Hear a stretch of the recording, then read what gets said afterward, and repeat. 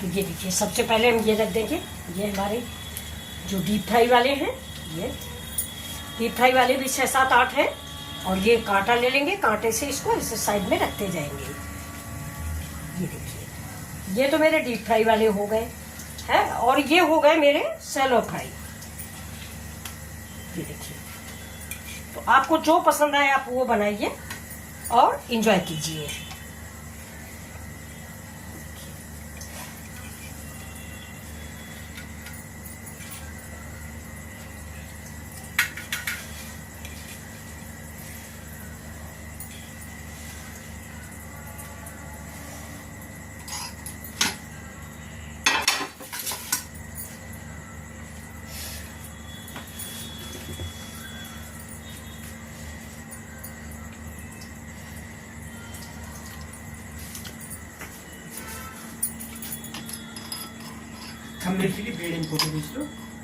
तो ये देखिए दोस्तों, ये मेरे लौकी के बड़े बनके रेडी हैं।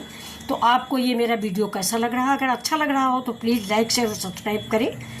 डीप फ्राई और सैलो फ्राई दोनों का ये संगम है, ये देखिए। तो चलिए फिर मिलते हैं आपसे अगले वीडियो में।